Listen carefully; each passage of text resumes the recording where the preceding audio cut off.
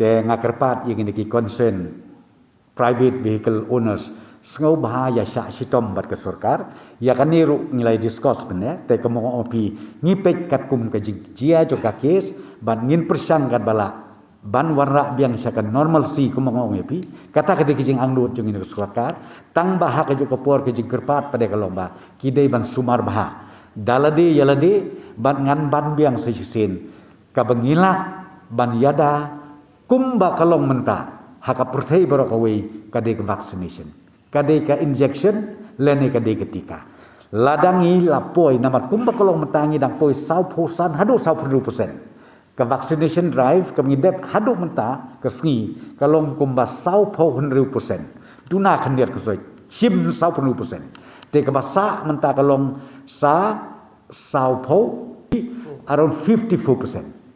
There's still a long way to go. But naka team jongka health department, naki department ki baper haki block level, haduk ki village level. Ka kabangi tracy tom kolong ban pensutu iki brio. Nagadaw ngong pikatu ka CCMT ka COVID committee management team jong kisnong kitau. Mentangin ya persangkat bala bandon ke jingi tray rengkat batki.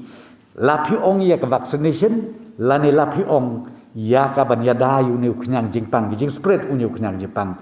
Kumno begin le ya kanir ungi discuss pamane hapok review meeting bangi hap ban ya tray lang rengkat batki ni ki borsnong ki bortau kum mengile ha unius nem mu bladet.